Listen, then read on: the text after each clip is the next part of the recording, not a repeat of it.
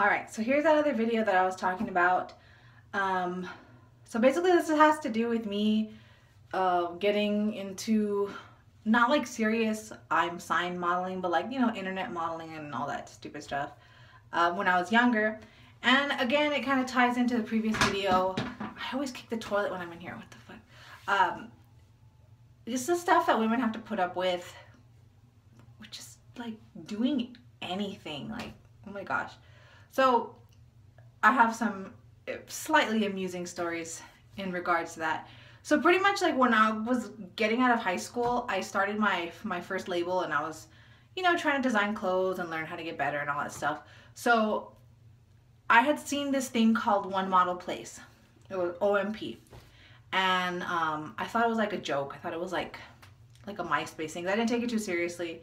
But I made a profile one night because I was bored, and when I would make my clothes, I would wear them because I didn't have a mannequin at the time. So I would just model the clothes that I made for myself. I would take like a shitty picture and then I would upload it.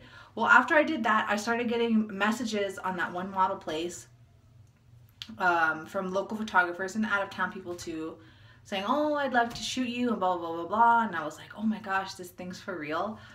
Okay. So I was never a real girly girl, so like stuff like that to me was like off, but I was like, hey, you know, try new things, you know what I mean? So I started off shooting with some local people, and you know what, oddly enough, I kind of liked it. It was fun playing dress up, because I really didn't do it as a preteen or teenager, so I was like, well, this is fun. So anyways, doing that, I ended up making, ended up going to another modeling website that you could do portfolios and it's public, called Model Mayhem, and I had a profile there. And one day I uploaded some picture, and again, this was still around the same time, like the whole stalker thing. It's like, this was when I was living at that old apartment, and I was about 19, and so I got a message, and it was in regards to a picture, and I'll show you the picture. I guess it had to do with my boots, like turned them on to me or something. I don't know. Now, I wasn't completely ignorant to this lifestyle. I understood it to some extent.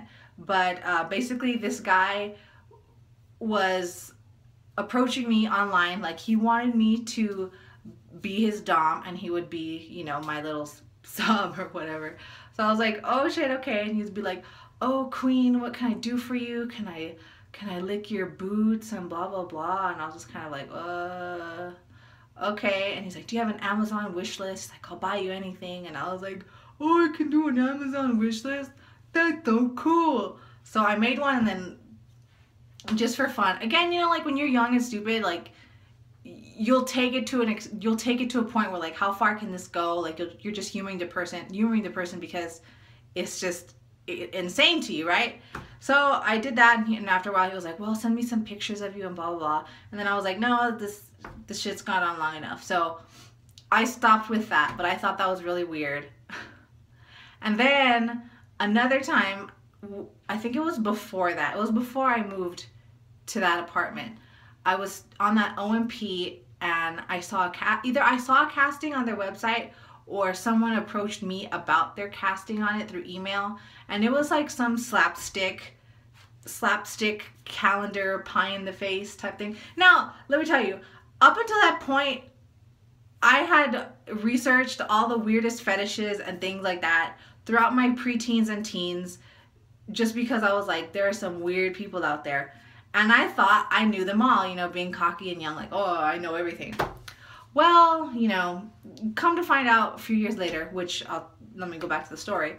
So it was a calendar, and if you won, you would get like $80 or something like that for being first place.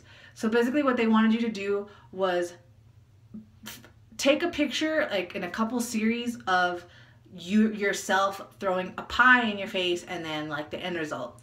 Well, of course, for those of us that are in the know about these things now, there's actually a fetish for pie in the face, like cream pie. Well, I mean, cream pie is something more gross than the pie in the face, but it's also like, it can be a fetish, which I didn't know at the time. I was just kind of like, okay, pie in the face, sure. So I had a super shitty camera, and I took a picture of myself like in these series of like the pie in my face and all that stuff.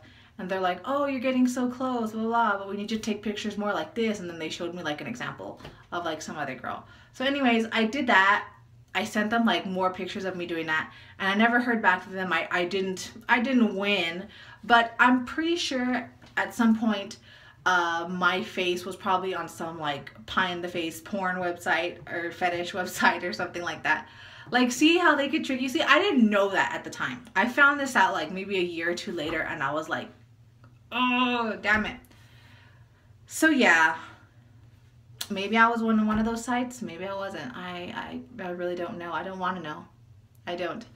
And then just another weird pervy thing that happened to me. Same modeling website, that OMP. I had a photographer approach me, and he was that was like his hobby, his side thing, and then his real job, he was a flight attendant.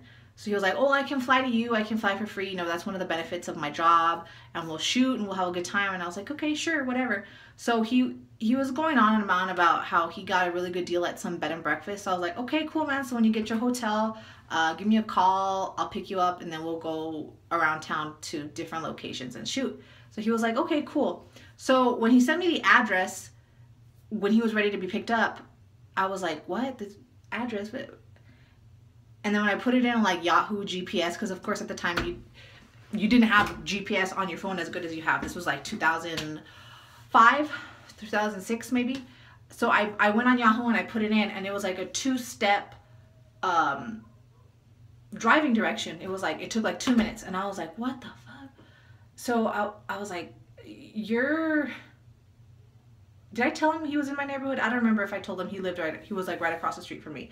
But I was going around and around and around the neighborhood, and I was like, I can't find this address. Like, my mind just couldn't comprehend how this guy's address was just like 2 driving directions, like 2 steps from my house. Like, I couldn't fathom it. So I told him, hey, I've been driving around for a while. Can you just kind of step out on the curb, and then when I see you, I'll pick you up? Because he had sent me a picture of what he looked like, so I knew what he looked like. And then sure enough, I came around the corner, like back towards my street where my apartment complex was.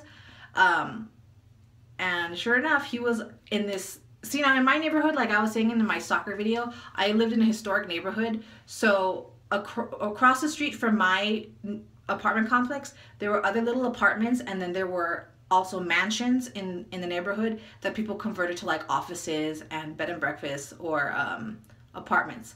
So that mansion that he was in across the street, the bed and breakfast, was the one right across the street from my apartment.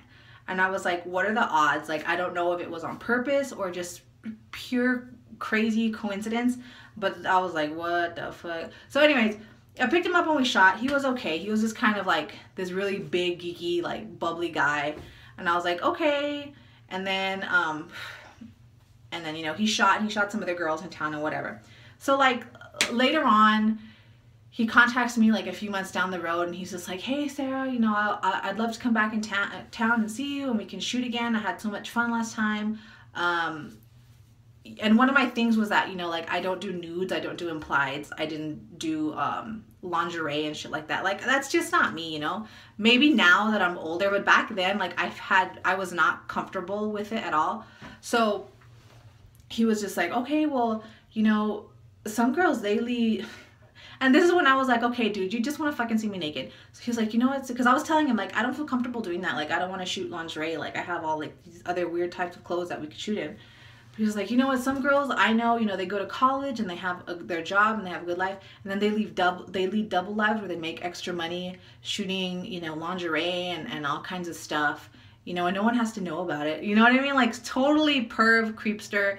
And I was just like, look, dude, I'm not fucking wearing that shit. I'm not fucking shooting with you doing that. So, I mean, and then he kind of like laid off. I think he called me one more time after that. Yeah, he called me one more time after that, but at that point I was already pregnant. I was like, look, dude, I'm not shooting that because I'm pregnant. And that cut it, like that killed it. That was the last time I ever heard from him, which was good because obviously he was pervy. He just wanted to see me naked. But see, like all the bullshit that I had put up with, the women have to put up with doing this. So anyways, that was my weird stories of interesting things that happened to me